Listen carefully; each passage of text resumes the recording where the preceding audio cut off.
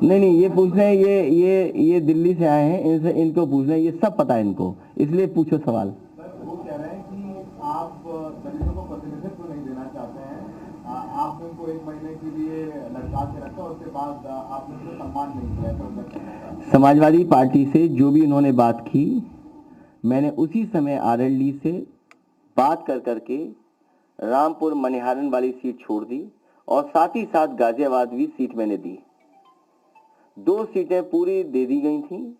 उसके बाद उन्होंने किसी को फोन मिलाया, अब वो फोन किससे बातचीत हुई ये मैं नहीं जान सकता, और उसके बाद वो आए कि मेरा संगठन मेरे खिलाफ है, मैं चुनाव नहीं लड़ सकता हूं और मैं चुनाव नहीं लड़ूंगा, ये बात हुई थी।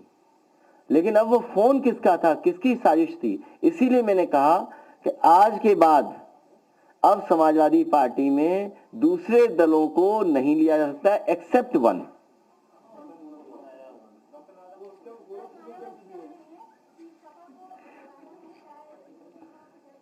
ये उनका पुराना है, लेकिन जन्मदिन के दिन ऐसा नहीं सवाल पूछना चाहिए। मैं उनके जन्मदिन पे बहुत बहुत बधाई देना चाहता हूँ, बहुत बहुत शुभकामनाएं देना चाहता हूँ, उनका स्वास्थ्य बेहतर रहे। और जो बात आपने कही सब जानते हैं। आप कह रहे हैं कि आपकी सरकार बनेगी, भाजपा के मुख्यमंत्री आप होंगे, कितने उप मुख्यमंत्री होंगे? क्योंकि बहुत चर्चा हो रही है कि 5 मर्डरों की गोली दी गई है, वो भी अरे आपने अपनी ही बात कह दी, फिर मैं क्या कहूँ? जब जवाब दे दिया आपने तो फिर मैं क्या बोल सकता हूँ? नहीं नहीं, आपका सवाल मुझे समझ में नहीं आया। जब आपने सवाल ही ये किया कि गोली दे दी गई है, राजनीति में गोली थोड़ी दी जाती है। राजनीति में तो भरोसा किया जाता है एक दूसरे पर। देखिए, डिप्टी सीएम कोई पोस्ट नहीं है, और इस तरह जो डिप्टी सीएम 2 आपने देखे, एक स्टूल वाले डिप्टी सीएम और दूसरा उन्होंने अपनी जिंदगी भर कूड़ा और तमाम नालों की सफाई में समय गुजारा। क्या लखनऊ साफ हो गया उनके डिप्टी सीएम बनने से? क्या लखनऊ स्मार्ट सिटी बन गया? लेकिन एक सच था, मुख्यमंत्री उन्हें बनना चाहिए था, लेकिन बाबा मुख्यमंत्री ने बनने नहीं दिया उन्हें।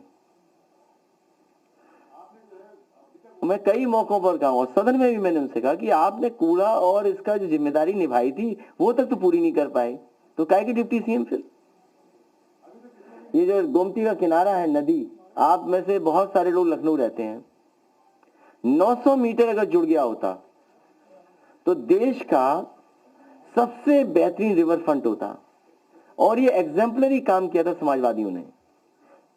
इसलिए समाजवादी पार्टी जहां लोगों को जोड़ रही है, हम अपने लोगों को थोड़ा पीछे करके दूसरों को साथ ला रहे हैं और जोड़ने का काम कर रहे हैं। इसलिए समाजवादी पार्टी लगातार पॉजिटिव पॉलिटिक्स कर रही है, हम नेगेटिव पॉलिटिक्स नहीं करते हैं।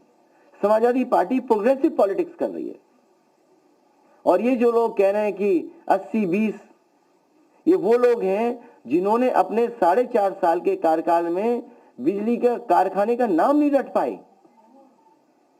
जो लोग अपने बिजली के कारखाने का नाम नहीं रट पाए, उन्हें इस बात की तकलीफ है कि समाजवादी पार्टी ने क्यों फैसला लिया कि 300 यूनिट बिजली फ्री देंगे, किसानों को फ्री सिंचाई देंगे, लैपटॉप डिस्ट्रीब्यूशन होगा।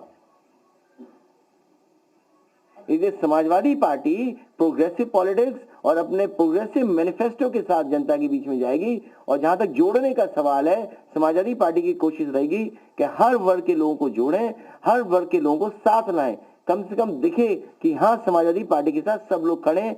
इसीलिए अपने लोगों को पीछे करके मैंने दूसरी पार्टी के नेता और बड़े बड़े मंत्रियों को साथ लाने का काम किया। आपने कल कहा था और आज भी कह रहे हैं कि 80% पहले से 20% में भी काफी आगे।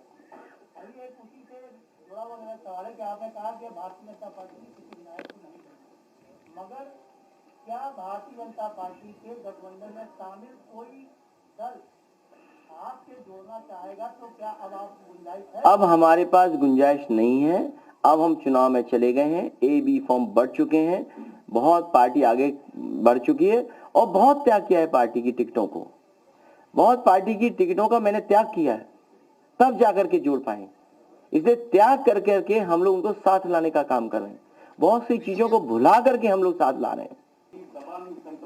तो अखिलेश यादव ने बीजेपी पर निशाना साधा है। उन्होंने कहा है कि बीजेपी के किसी नेता को पार्टी में नहीं लूंगा। उन्होंने कहा है कि 80% जनता गठबंधन के साथ है, हमारी चुनावों में जीत होने जा रही है। उन्होंने कहा कि झूठे वादे बीजेपी की तरफ से किए गए हैं। प्रेस कॉन्फ्रेंस कर रहे थे अखिलेश यादव।